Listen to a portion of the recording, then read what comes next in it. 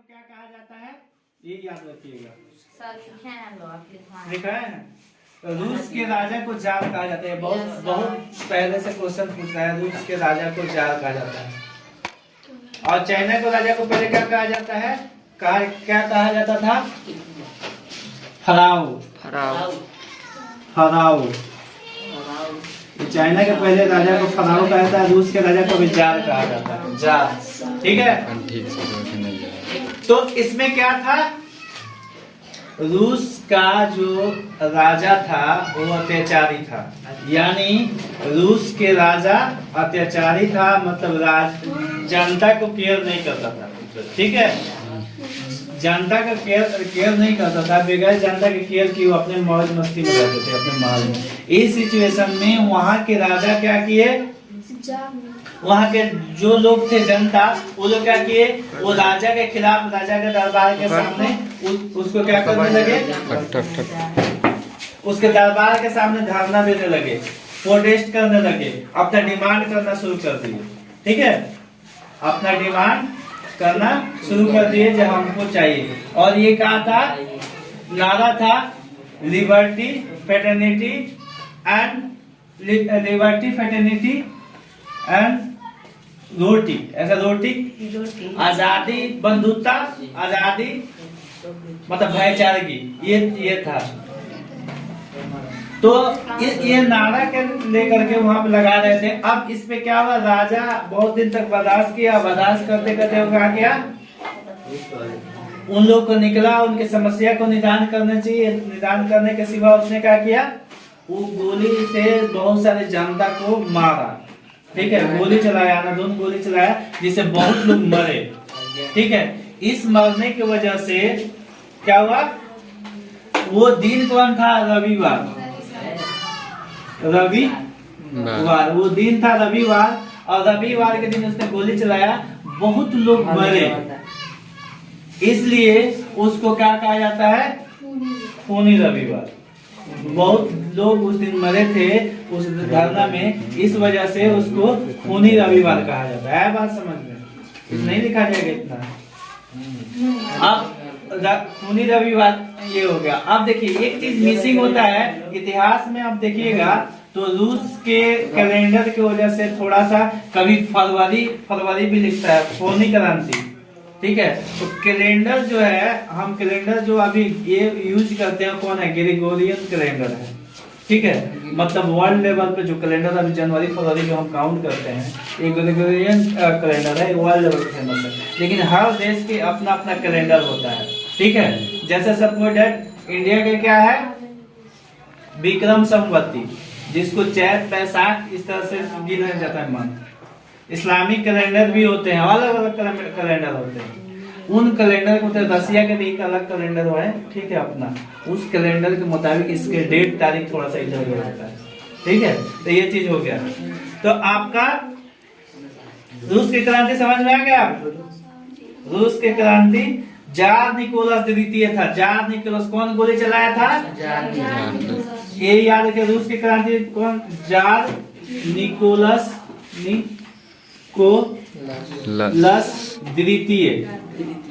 द्वितीय मतलब दो आदमी हुए होंगे, तो ये दूसरा आदमी था जो जार निकोलस नाम का था। जार का मतलब राजा होता है, राजा निकोलस द्वितीय। ठीक है, तो ये इसने गोली चलाया था, और गोली चला करके इसमें उन लोग को खूनी रविवार हो गया। रूस की क्रांति कब हुआ, खूनी रविवार क्यों किसे कहा जाता है।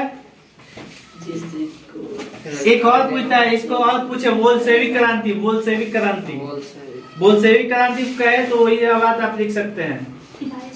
जार निकोलस द्वितीय या रूस के राजा के अत्याचारी के खिलाफ एक क्रांति हुआ, जिसको हम क्या कहते हैं, बोल्शेविक क्रांति। इसी को बोल्शेविक क्रांति के रूप में पूछता है, और इसी को उसको पूछता है।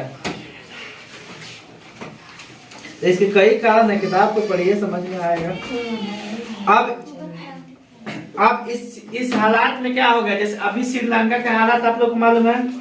श्रीलंका देखो, कोई भी चीज घटना में स्टूडेंट होने के नाते कोई भी घटना होता है उसमें पैनी नजर रखिए, नजर बैठा कर रखिए, और हम उसको देखिए। अगर कोई बात हम कह रहे हैं तो ये मत समझिए जी इसके फेवर है चाहे वो फेवर है, चाहे आप भी कोई विचार प्रकट कर सकते हैं, आपके दिल में क्या है वो कह सकते हैं, ठीक है। तो जो भी हैपेंस होता है, घटनाएं घटती है यहाँ पे, उन घटनाओं से हम सबक लेते हैं, उस तरह से हम चलते हैं। तो जैसे अभी श्रीलंका में हुआ, श्रीलंका में क्या हुआ, अगर मान लो जो वहां पे महंगाई हो गया बहुत ज्यादा, लोग अब महंगाई होगा तो लोग खरीद नहीं पाएंगे हर चीजें, खाने बगैर लोग रहने लगे ऐसे ही, तो उस सिचुएशन में गुस्सा आएंगे, ऐसे सोच रहे हैं कि हम ऐसे भी मर रहे हैं वैसे भी मर रहे हैं, खाने बगैर मरेंगे तो तड़प मरेंगे, तो उस तरह से लोग चाहते क्रांतिकारी बन जाए, तो जो दोषी मिलेगा उसको लोग तो मार देते हैं उस सिचुएशन में। जैसे कहीं एक्सीडेंट होने वाला है, जैसे कुछ भी है, वहाँ पे दोषी किया तो सब लोग बगैर क्या होगा ना होगा ये देखने वाला नहीं होता, तो मारता ही है, ठीक है। उसी तरह से ये सारा चीज सिचुएशन है, वहां पे लोग मर रहे हैं भूखे, तो क्या कि राजा के खिलाफ संसद भवन तक घुस गए और राजा भागना पड़ा, ठीक है। संसद में घुस गए तो श्रीलंका का मालूम नहीं है, संसद भवन में सब लोग घुस गए राजा के घर में, राजा को जो वहां का प्रधानमंत्री था उसको भागना पड़ा, भाग गया दूसरे देश में, और भाग करके वहां छिपे, और छिपने के बाद फिर वहां पे अब दूसरे प्रधानमंत्री बने हैं, रणीला विक्रमसिंघे है। उस तरह से ये आपका काम चलता ये हुआ, जैसे वहां सरकारें दूसरी बनी, अब थोड़ा सा सही है। इसी तरह से इतिहास, अब ये अब 5 साल 10 साल 25 साल पहले जाएगा तो श्रीलंका के इतिहास में इतिहास बन जाएगा, ठीक है। इसमें कौन, वो राजा अगर रुक जाता, उसके पास फोर्स है, सब चीज उसकी है, वो राजा है, वो प्रधानमंत्री है, तो चाहता तो गोली चलवा देता सब पे, तो और मामला संगीन हो जाता। तो इतिहास क्या है, जो मानव के क्रियाकलाप है और ज्यादा गंभीर होता तो और बड़ा इतिहास बनता, ठीक है। तो इतिहास तो ऐसे भी हो गया एक, इसी तरह से बहुत सारा चीजें हुआ है, और इसमें ऐसे बहुत जगह पे जनता लोग ने राजा के खिलाफ उसको धरना दिया, और धरना देने के बाद उस पे गोलियां चला, बहुत सारा चीज लोग मरे, इतिहास बना, ठीक है। अब देखिए ये रूस के क्रांति में एक और चीज पूछता है इसके बाद, जैसे एक लेनिन है, व्लादिमीर, इसका नाम है पूरा लेनिन, ये लेनिन से पूरी तरह से लेनिन से पूरी तरह से मशहूर है, ठीक है। इसको लेनिन को आधुनिक रसिया का निर्माता कहा जाता है, ठीक है। तो ये जब ये हालात हुआ, ये राजा के खिलाफ जनता ने धरना दिया, राजा ने गोली चलाया, वो बहुत वहाँ की स्थिति अर्थव्यवस्था को रद्द कर दिया, लोग गरीब हो गए, लोग खाने बगैर रहने लगे। तो अब लेनिन इसमें आया, जैसे महात्मा गांधी का जो इंडिया में मकाम है वो लेनिन का वहाँ है, ठीक है। और वहाँ ही नहीं, लेनिन को पूरे दुनिया में इसके नियम माना जाता है, बहुत बड़ा एक डेमोक्रेटिक आदमी था, ठीक है। तो उसने अपने सत्ता हाथ में लिया और एक चलाया नेप इसने चलाया था, नेप। ये भी क्वेश्चन पूछता है नेप, इसका हिंदी क्या कहता है, न्यू, इसके पहले इंग्लिश में लिख लीजिए, न्यू इकोनॉमिक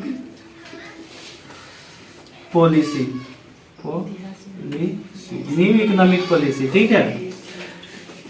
लेनिन ने कौन से चलाया, न्यू इकोनॉमिक पॉलिसी, ठीक है। जब लोग वहाँ पे शासन व्यवस्था बेकार हो गया, लोग दिक्कत होने लगा खाने पीने में, तो ये इकोनॉमिक अर्थव्यवस्था कैसा होगा, लोग कैसे जिए, तो उसने नेप चलाया, मतलब न्यू इकोनॉमिक पॉलिसी, मतलब नई आर्थिक नीति उसने शुरू किया। बहुत विद्वान आदमी था, और ये कब शुरू हुआ था, 1921 में, ठीक है। ये 1921 में न्यू आर्थिक नीति उसने चलाया था, जे कैसे अब यहाँ की इकोनॉमिक बढ़ेगा, ठीक है।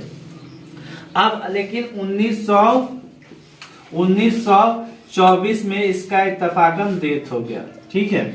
1924 में लेनिन का कब डेथ हुआ, 1900। न्यू इकोनॉमिक पॉलिसी कब चलाया, 1921।